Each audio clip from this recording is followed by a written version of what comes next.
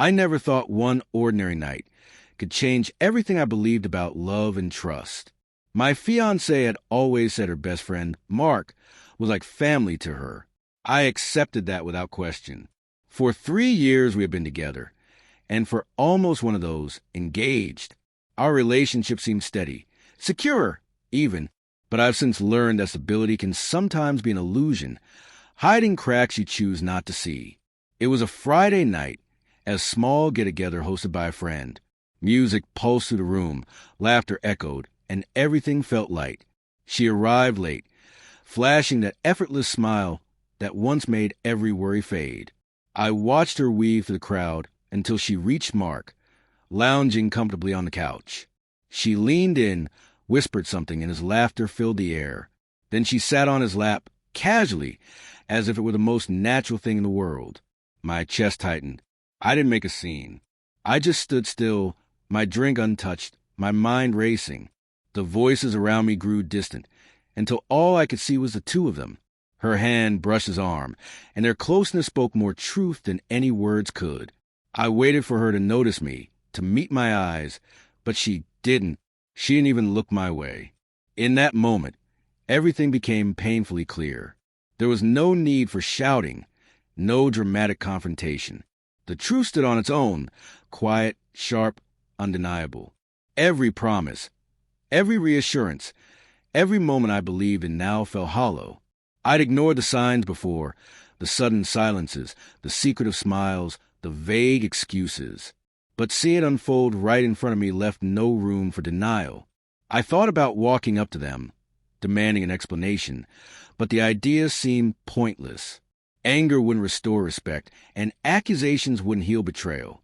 I realized I didn't need to prove anything or fight for someone who had already chosen another direction. Sometimes, dignity is found not in reaction, but in restraint. As she laughed again, tilting her head in that familiar way that once drew me in, I saw her differently. She wasn't mine anymore. Maybe she never truly had been. And in that acceptance came a strange peace. I stepped back, unnoticed, letting her laughter fade into the hum of the room. The night went on, but I no longer felt part of it. I stayed quiet, composed, observing as if I were watching a story that had already ended. When it was finally time to leave, I didn't say goodbye. I didn't ask her to come with me. I just walked out. The next morning, I didn't call or text.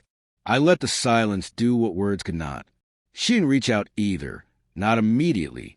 When she finally did days later, her messages were uncertain, hesitant, filled with excuses disguised as explanations. I read them all but didn't reply.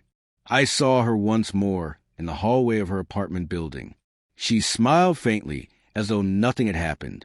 I simply nodded and kept walking. There was nothing left to discuss. The calm I carried wasn't bitterness.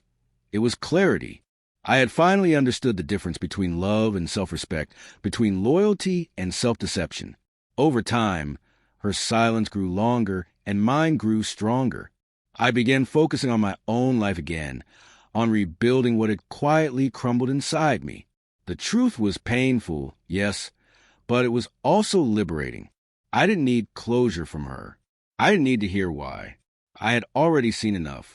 The strength I found in walking away quietly outweighed anything that confrontation could have given me. She might have believed she had control that night, sitting on someone else's lap as if to prove something.